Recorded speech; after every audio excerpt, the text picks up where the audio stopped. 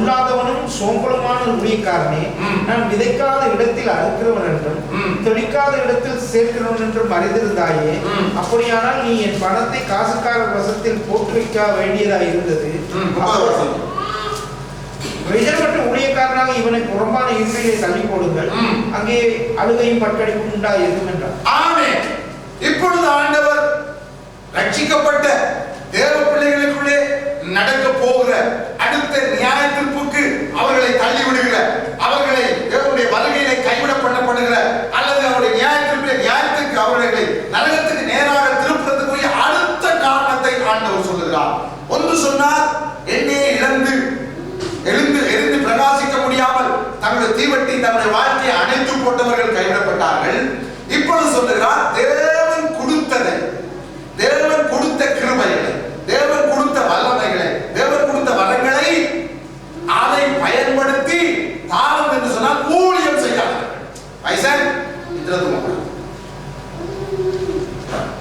ஊழியம் செய்யாதவர்கள், தேவனுக்கு நிறைவே செய்யாதவர்கள். முதலாவது சொல்லப்படுகிறது, 5 வாங்கினால் என்ன செய்தான்? 5 சம்பாதித்தான். தேவன் அவனை பார்த்து வெற்றி கொண்டான், அவனை தட்டி கொடுத்தார். அவர் சொன்னார், நீ உண்மை உத்தமமானவன், உன்னுடைய எஜமானுடைய சந்தோஷத்துக்குள்ள என்ன செய்? பிரவேசி. உண்மை உள்ளவனாக இருந்தான். 2 தாலந்து வாங்க என்ன செய்தான்? அதுக்கு 2ஐ சேர்த்தார். அவர்கள் வாங்கினவர்கள் அதை இரட்டிப்பாய் சம்பாதித்து கொடுத்தார்கள். அப்பொழுது அவர்கள் 2 பேரையும் அவர் பாராட்டி தன்னுடைய சந்தோஷத்துக்குள்ள பரலோக ராஜ்யத்துக்குள்ள சேர்த்துக் கொண்டார். ஆனால் ஒன்று கொடுத்தவன் என்ன செய்தான்? அதை மூடி அல்லது தாழ்த்தி விட்டு விட்டான், அதை பயன்படுத்தவே இல்லை. ஆண்டவர் சொல்லுகிறார், நான் அற்புதம் செய்கிறேன் உனக்கு தெரியும். ஏன் விதைக்காத இடத்துல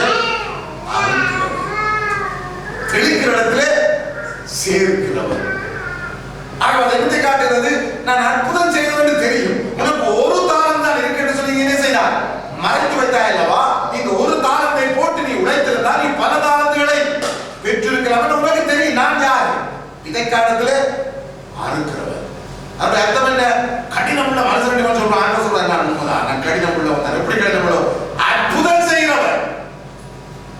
தெளிக்கிற இடத்துல எரிகிற இடத்துல என்ன செய்கிறவரும் சேர்க்கிறவர். விதைக்காத இடத்துல அறுக்கிறவர். சொன்னா விதைக்காம அறுப்பேன், சொன்னா விதைக்காத இடத்துல அறுக்கிறவர். ஆக இங்க என்ன நடக்கிறது என்று சொன்னால், இவனுக்கு கொடுத்த கிருபைகளை அல்லது இவனுக்கு கொடுத்த தாளங்களை, இவனுக்கு கொடுத்த அவனுடைய திறமைக்கு தக்கதாக தான் இதை கொடுத்துட்டு போனாங்க. அப்படி அப்படிதான் ஆரம்பிக்குது. அவன் அவனுடைய திறமைக்கு தக்கதாக. ஆகவே தேவன் ஒருவனை பார்த்து இவனுக்கு இத்தனை தாளந்து கொடுக்கலாம், இவனுக்கு இத்தனை கொடுக்காமன்னு சொல்லி பார்த்து அவர் கொடுத்து விட்டு போகிறார். அவர் பலனை பெரும்படியாக எப்ப வருகிறார்? வருகை சொல்லப்படுகிறது. அவர் வரும் நாளையே நீங்கள் அறியாதபடிதான். அனைவரும் நினைக்கிறோம் பிறகு ஊழியம் செய்வோம். இப்ப முதல் எங்கட பிரச்சனை எல்லாம் முடியட்டும், கடன் திரட்டும், அது திரட்டும், இது திரட்டும், மகனுக்கு ஒரு வீடு, மகளுக்கு ஒரு வீடு, எல்லாம் செய்துட்டு நாம் இப்படிதான் கற்பனை பண்றோம்.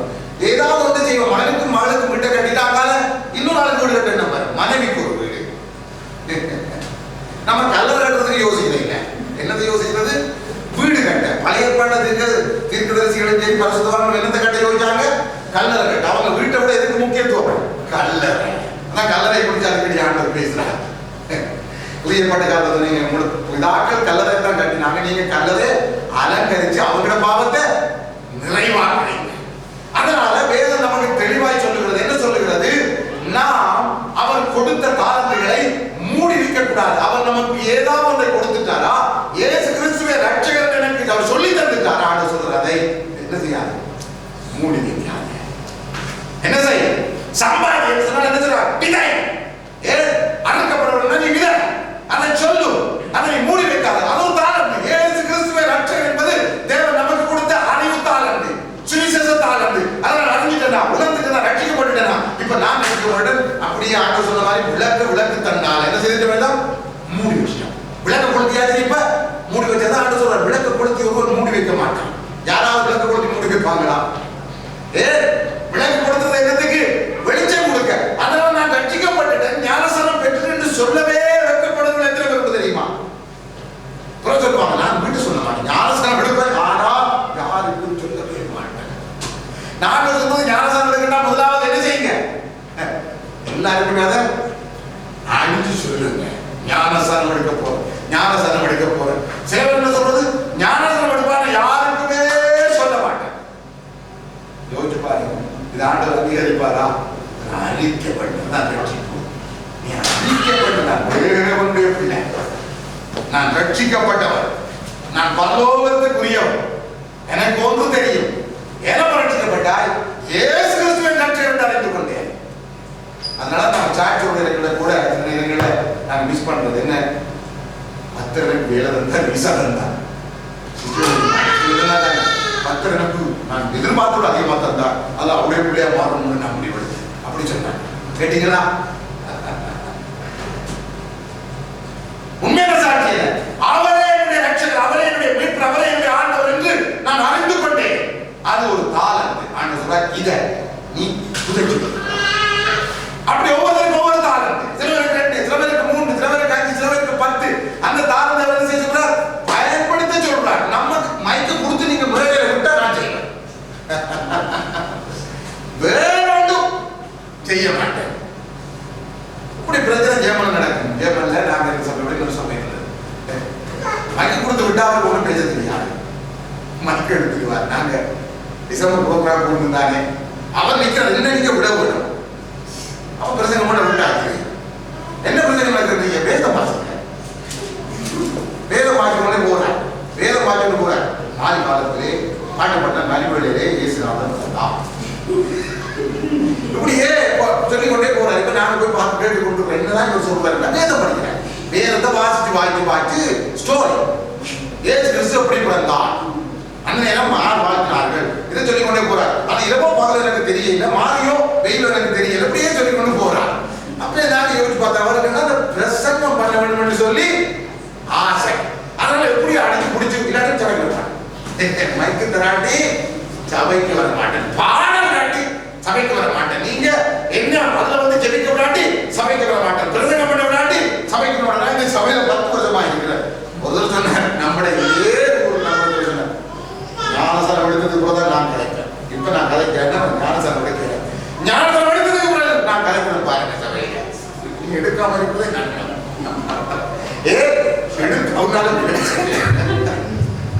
எடுத்துட்டா அப்படியே காத்திர அழிக்கிறது. ஞானசாரம் எடுக்கிற இடத்துக்கா ஃபைன் பண்றது யாரோட? சபையோட. இவ்வளவு நாள் பயப்பட்ட யாரோட? ஊர்வலத்தோட. ஞானசாரம் எடுக்கிற யாரோட பயப்பட்ட? ஞானசாரம் எடுக்காட்டி சபையில தான் அங்கத்துவம் இல்லை. ஞானசாரம் எடுத்தா நான் கதைப்பேன் சபையில. நான் எழுப்பி கதைப்பேன். அடிப்பாடுள்ள சபை யோசிச்சு பாருங்க. அப்படிப்பட்டவர்கள் ஒரு சபையில் வச்சிருக்க மாட்டாங்க. ஒரு சபையிலும் அவங்களுக்கு மேற்பர் இல்லை, அவங்களுக்காக ஜெபிக்கவும் யாரும் மேற்பர் இல்லாத மந்தைகள். அதான் அடிக்கடி சொல்லுவோம், ஒரு சபை பிடிக்க இல்லையா, சபைக்காரையும் பிடிக்க இல்லையா, காரணமா நீங்க உங்களுக்கு பிடிக்கிற சபை எந்த தலைமையும் கர்த்தர்களை ஆசீர்வதிப்பார். ஒளிச்சு மரத்தை போதில்லை, குட்டி தண்ணி போதில்லைன்னா போக ஏதாவது சொல்லணுமே. நீங்க தாராளமா போகலாம். நாங்களே போயிருக்கோம் சந்தோஷமாக விழாவிட செய்து நல்லா இருக்கு. கர்த்தர்கள் ஆசீர்வதிப்பார். என்னத்தை சொல்ல வருகிறேன்? நாம் தெளிவா இருக்க வேண்டும். தேவன் நமக்கு கொடுக்கிறவைகளை நாம் தவறாய் ஒரு நாளும் வீணடித்து விடக்கூடாது. தேவனுக்கு அதை பயன்படுத்தணும். எனக்கு ஜெப ஆவியானவர் கொடுத்திருந்தா நான் என்ன செய்யக்கூடாது? நித்திர உள்ள என்ன செய்யக்கூடாது? நித்திர உள்ள. இப்ப நமக்கு பயணம் புறப்படனாலும் சரியா நித்திர இல்லை. இப்ப இதுல யோசிக்கிறேன், இயேசு கிறிஸ்துவ பிடிச்சி 3 நாள் அலையில வச்சிருந்தாங்க. 3 நாள் அவர் நித்திர கொண்டாரா? ரெண்டு மனதில் கிடையாது. உள்ள என்ன பதில் வருது? இல்ல, நித்திர உள்ள இல்ல. 3 நாள் பிடிச்சி வச்சிருந்தாங்க. விசாரிக்கிறது உள்ள கொண்டு போறது. 3 நாள் சிறுவல் அதை கொண்டு போறாங்க. அவர் பிடிச்சி வச்சிருந்தாங்க. என்ன செய்தாங்க? நித்திர கொண்டாரா? இல்ல. ஏன்னா அவர் நமக்காக நித்திர கொள்ளாமல் இருந்தா நாம் அவருக்காக நித்திர கொள்ளாமல் இருக்க கடமைப்பட்டிருக்கிறோம். அதான் எதிர்பார்க்கும். அதனால எனக்கு தேவன் ஜெப வரத்தை கொடுத்திருந்தான். கண்ணீரோட தேவனிடத்துல ஜெபிக்கிற ஒரு வல்லமையே ஒரு தாளம் தேவன் கொடுத்திருந்தா நாம என்ன செய்யக்கூடாது? மூடி வச்சுட்டு என்ன செய்யக்கூடாது?